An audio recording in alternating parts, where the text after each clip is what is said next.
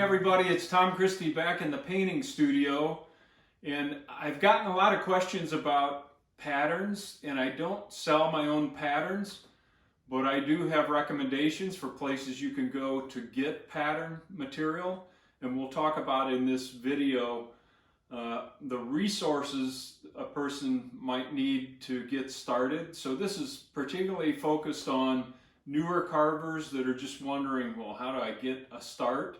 I want to talk through some of the references that I use to provide information on the sizes and shapes of waterfowl that I'm carving, and particularly species that you're unfamiliar with. I'll go through some books that I recommend. There are a ton of books available out there, and you can check those out, but I thought it'd be helpful if I make a few recommendations. I'm not getting any commission for doing that.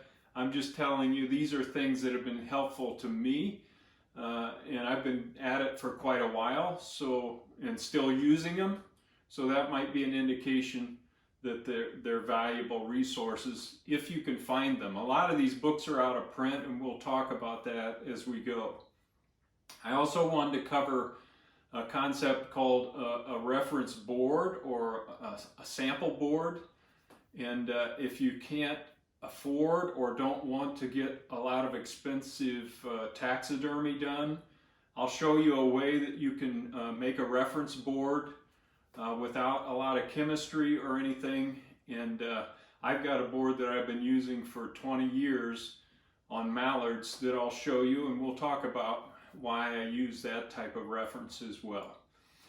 Hey, if you're enjoying the channel and getting value out of it, just please hit that subscribe button. It does help me out, and it doesn't cost anything to do that, but that does help me out. So let's get going on reference material. All right, I just want to quickly go through some reference that I use on a regular basis that might be helpful, particularly to newer carvers that are just getting into this and might not be aware of some of these resources that are available. The internet, I just typed in redhead duck to Google, and it's important to include the word duck just as a tip. But you can find thousands and thousands of pictures on Google of redhead ducks, and all different positions, shapes, hens, drakes, and you can refine your search, only searching for drakes and hens, etc. You can use the scientific name, and sometimes that'll get you some additional pictures. But I've kind of, and I use Google, I use PBase, P-B-A-S-E, and Flickr as just three to get you started. But we've kind of talked about the internet, and I've done other videos on how I look for pattern reference, etc. But I did want to mention that in this video since it's all about reference. Now let's talk a little bit about books. All right, this is my book, Creating a World Rig. You can get this on Amazon or from Wildfowl Carving magazine. And I did want to feature it briefly here because I think it's worth the reasonable investment. It's 30 bucks. And I go through the creation of a 3-bird rig, a pair of mallards, and a drake widgeon. And I talk a little bit about, the history of my own carving and show you some examples. I talk about topics like how do you project life from a distance? How do you create a winning pattern? How do you assure proper flotation? And then go through and provide the pattern. You have to upscale this, the pattern for the 3 birds, and then doing carving step by step for each bird, and then flipping back to the painting section, doing a painting section for each bird. And I'm not going to dwell on this too long. I do some vermiculation painting techniques and different types of techniques. These are very helpful. A color reference chart with the mixes for each color, and then I refer to those colors as we're going through the step by step. But in one book you get 3 different birds, which I think is of value. Enough on that one. I wanted to talk about this book because James D. Sprankle was one of the early inspirers. I got this book out of the library on making a gadwall, and Jim was a carver back in the 70s and very successful at the World Carving Championships. And I just wanted to feature this book because this was one of the first books that really got me inspired to want to carve decoys. And his decoys in this book are more decorative in nature, but they had some patterns in here and some reference photos and just a step-by-step book. But I just wanted to thank Jim for putting that book together because, again, it was inspiring to me. Here's another contemporary carver, Tom Matus, and this book is all about creating this Drake Mallard decoy, and I think a very good book that steps you through, similar to mine, how he carved this Drake Mallard from beginning to end, and a lot of helpful tips from a multiple-time world champion carver. So I would recommend that book. Now we get to Pat Godden, 18-time world champion.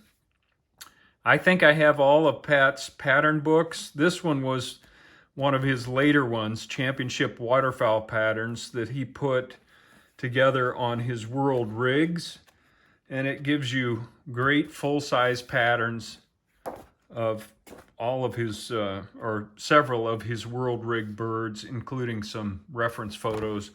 But I think Pat, of all of the people I know, has probably done more for creating great pattern books than anyone else. And I use these all the time. Pat has become a friend over time, and he doesn't pay me to feature his pattern books, but he also has a website, goddenart.com, and he sells individual patterns at a very reasonable price. And I get questions all the time about do I sell patterns, which I don't, but I would highly recommend Pat's patterns if you go to his website. And here's another of his book that he did on sea ducks and mergansers.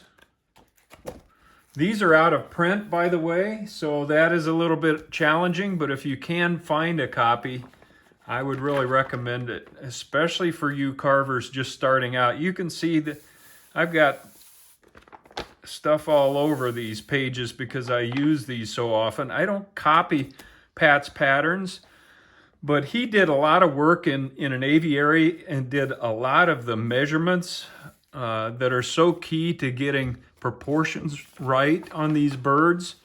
And so he's done the work for us that a lot of us don't have the capability to get those measurements, and you can count on his being pretty accurate. So that's Pat Godden. This is Keith Mueller, and Keith is another fantastic world champion carver. This book, I believe, is out of print as well, but there is just a wealth of information in this book about the anatomy of waterfowl, and I often pull this out when I have a question about shapes. Keith is just an amazing carver and an amazing talent, and put a ton of work into this book to provide reference for other people that want to carve like you and me.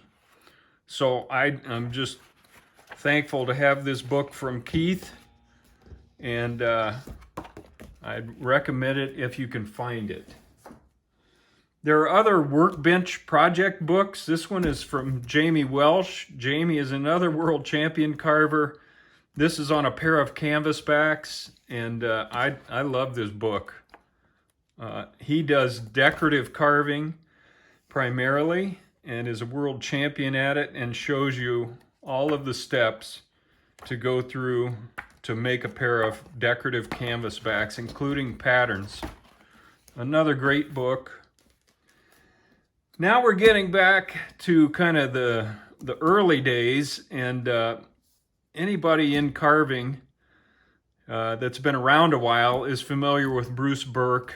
This is kind of his marquee book that he put out a long time ago. And Bruce was one of the first ones that really got provided excellent reference for carvers. And I just appreciate Bruce. I never got to meet him, but I appreciate him, and I highly recommend his books, particularly these painting books, step-by-step painting instructions.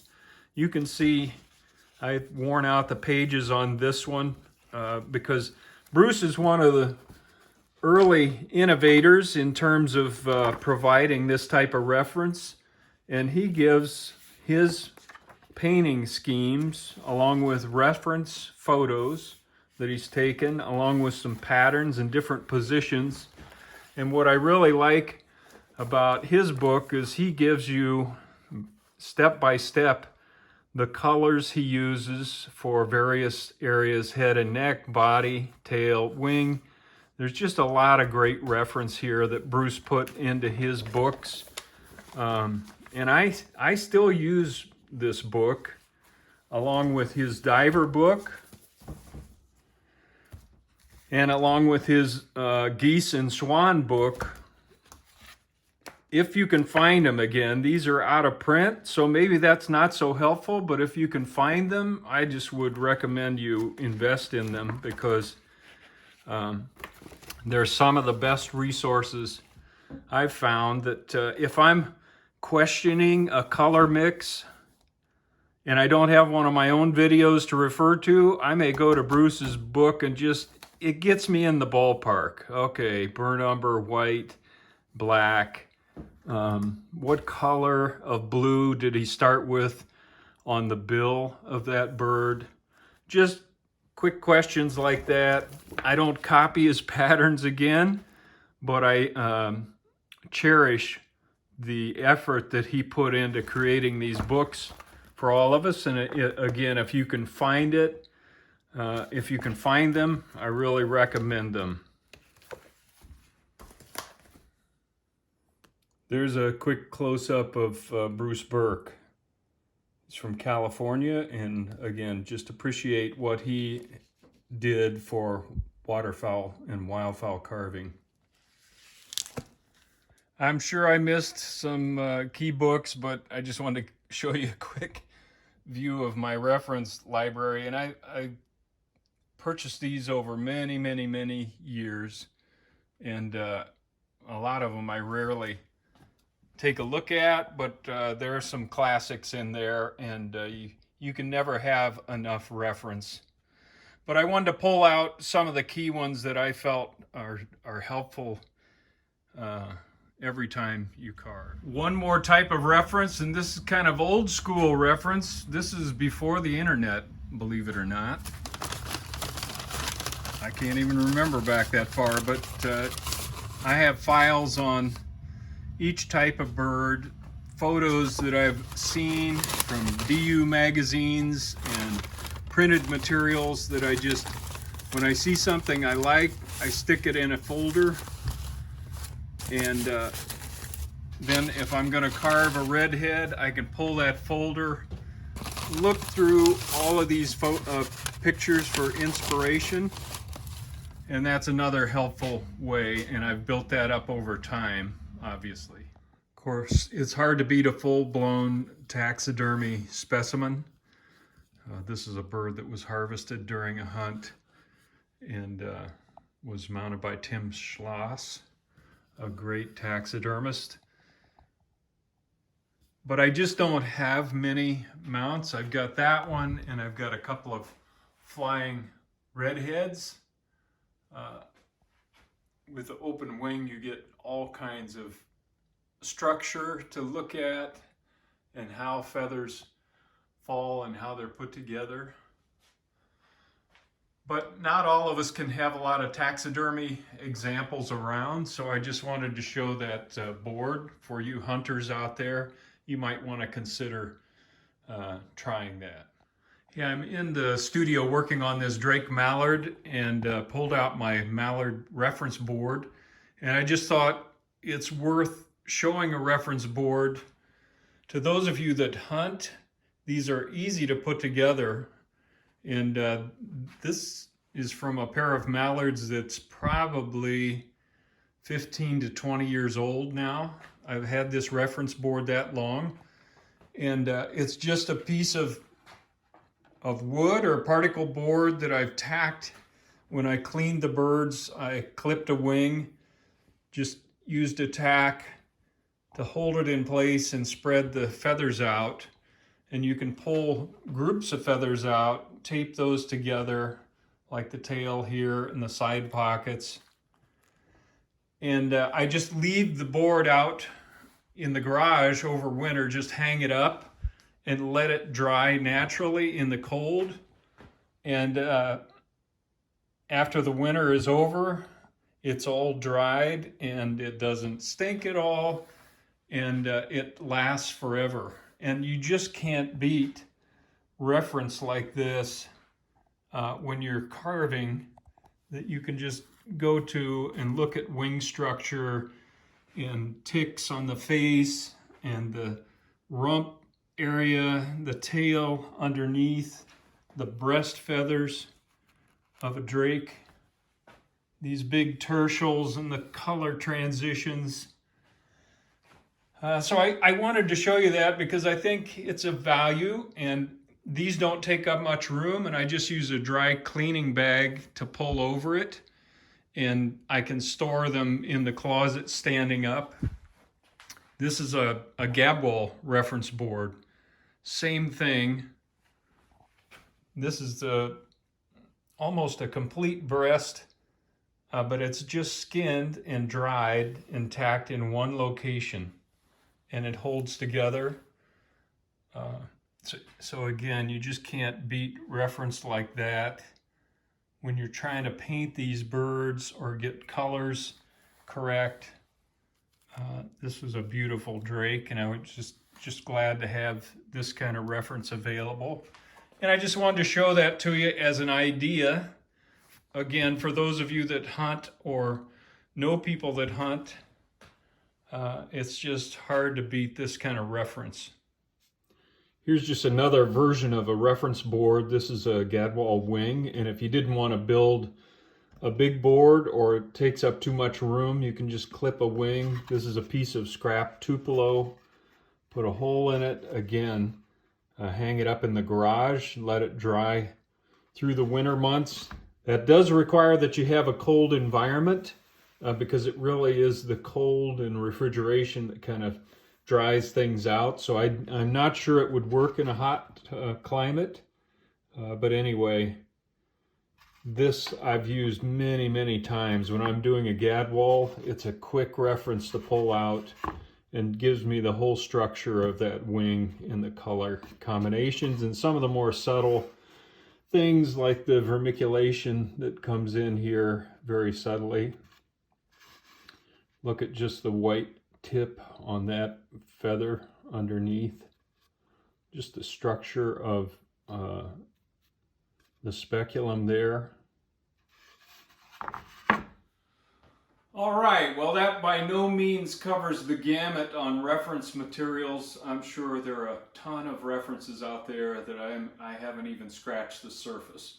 But I thought, again, it might be helpful just to talk about my own experience and what I use and what I've used, and that might be helpful to those of you out there that are just starting to build a reference library and get going on this carving hobby. So until next time, Tom Christie signing out. Good carving to you.